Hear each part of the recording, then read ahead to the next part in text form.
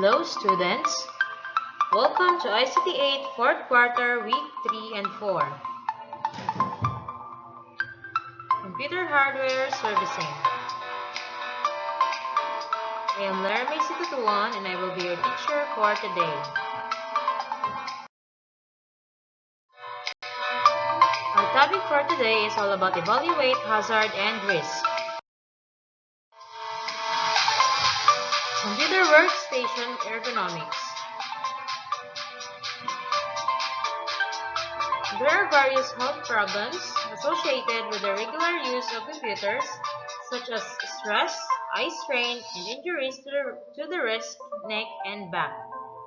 Employers must take steps to protect employees whose work involves the regular use of computers. Computer ergonomics is the discipline of matching the task to the worker using the most appropriate equipment to optimize human well-being and overall performance. This can be simplified to modify the workplace, not the individual.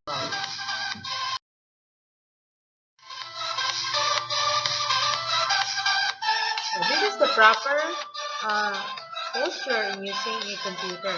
So eyes level with text on the monitor, hands and wrists straight, neck slightly bent and head almost straight, shoulders down and arms relaxed at sides, elbows level with keyboard, and feet and low back supported.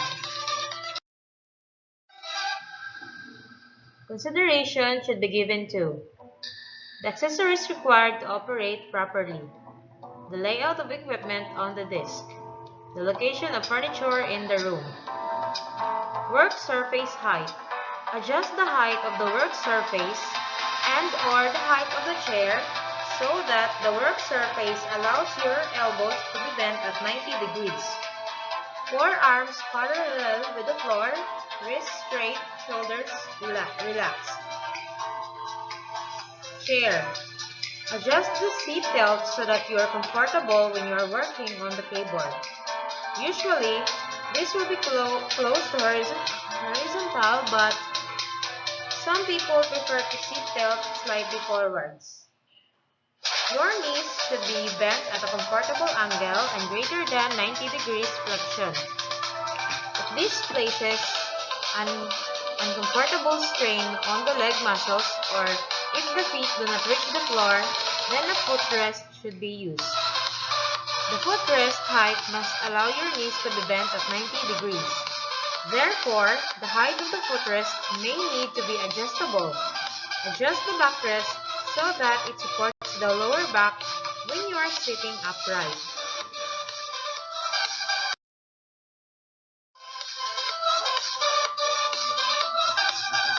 Keyboard placement. Place the keyboard in a position that allows the forearms to be close to the horizontal and the wrist to be straight. That is, with the hand in line with the forearm. If this causes the elbow to be held far out from the side of the body, then recheck the work surface height. Some people prefer to have their wrist supported on a wrist disc or the desk. Be careful not to have the wrist extended or bent in an up position. Screen placement. Set the eye to screen at the distance that permits you to most easily focus on the screen. Usually, this will be within the arm's length.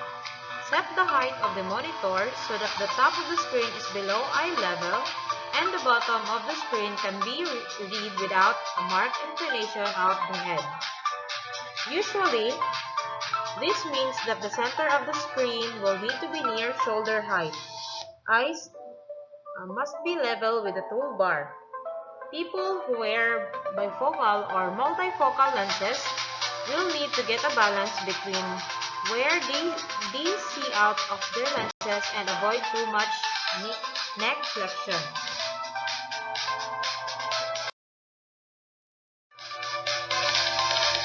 Desktop layout. Place all controls and task materials within a comfortable reach of both hands so that there is no unnecessary twisting of any part of the body. Most people prefer the document holder to be between the keyboard and the monitor. There are many different types of document holders available. Document holder. Place this close to the monitor screen in the position that causes the least twisting or inclination of the head. Posture and environment. Change posture at frequent intervals to minimize fatigue. Avoid awkward postures at the extremes of the joint range, especially the wrist. Take frequent short rest breaks rather than infrequent longer ones. Avoid sharp increases in work rate. Changes should be gradual enough to ensure that the workload does not result in excessive fatigue. After prolonged absences from work, the overall duration of periods of keyboard work should be increased gradually if conditions permit. Lighting. Place the monitor to the side of the light sources, not directly underneath. Try to sight this between rows of light. If the lighting is fluorescent strip lighting, the sides of the disk should be parallel with the lights. Try not to put the screen near a window. If it is unavoidable, ensure that neither the screen nor the operator faces the window. The solution is to increase the refresh rate of the monitor to at least 75 Hz. If the monitor is well away from windows, there are no other sources of bright light and prolonged disk work is the norm. Use a low level of service light of 300 lux. If there are strongly contrasting light levels, then a moderate level of lighting of 400 to 500 lux may be desirable. Glare and reflection. It is important to detect the presence of glare and reflection. To determine whether there is glare from overhead lights, well-seated workers should hold an object such as a book above the eyes at eyebrow level and establish whether the screen image becomes clearer in the absence of overhead glare. To detect whether there are reflections from the disk surface, the worker should hold the book above the surface and assess the change in reflected glare from the screen.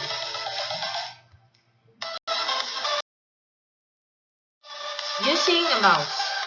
A well-designed mouse should not cause undue pressure on the wrist and forearm muscles. A largely bulky mouse may keep the wrist continuously bent at an uncomfortable angle. Pressure can be reduced by releasing the mouse at frequent intervals by selecting a slimline, low-profile mouse. Keep the mouse as close as possible to the keyboard, elbow bent and close to the body. Posture during keying. Good posture is essential for all users of computers. It comprises of a natural and relaxed position, providing opportunity for movement and from which the operator can assume a number of alternative positions. It is not a single, rigidly defined position.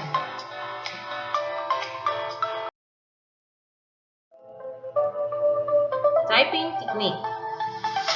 Typing is a physical activity and using a keyboard requires skill. Hence the need to learn correct typing technique. Unskilled or hand-and-tick typists are particularly at risk of occupational overuse injury because they, first, often use only one or two fingers, which may overload the finger tendons. Next, are constantly looking from keyboard to screen to keyboard, which they strain neck muscles. And lastly, often adopt a tense posture, wrist bent, back, and fingers poised to strike. Speed of keying. The efficiency and speed of modern computers makes it possible for a skilled operator to type extremely quickly. This capability, reinforced by workload pressures, means the potential exists for operators to key at speeds which may cause or contribute to occupational overuse syndrome. The role of the repetitive movement and injury is not fully understood. but is believed to interfere with the lubrication capacity of tendons and the ability of muscles to receive sufficient oxygen supplies.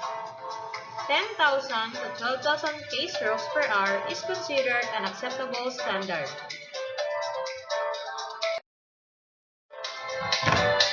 Length of time on the keyboard. The maintenance of a fixed posture for long periods is tiring and increases the likelihood of muscular aches and pains. In addition, long periods of repetitive movement and sustained visual attention can also give rise to fatigue-related complaints. It is recommended that operators avoid spending more than 5 hours a day on keyboard duties and no longer than 50 minutes per hour without a postural or stretching break. Points to remember. Computer ergonomics guidelines. First, viewing distance. The monitor should be 2 to 2.5 feet from the child's eye. Next, time at computer. Encourage children to use their physical energy. Third, seat and height posture. The child should sit high enough to have his arms bent at 90 degrees. Footrest. Use it to prevent dangling feet. Mouse. Find one that fits small hands. Keyboard. Child-sized keyboards with light pressure keying are recommended.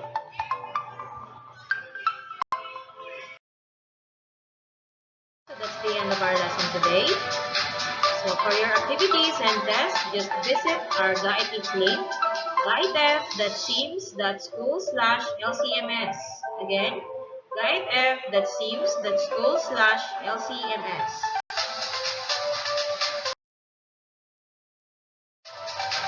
Thank you for watching.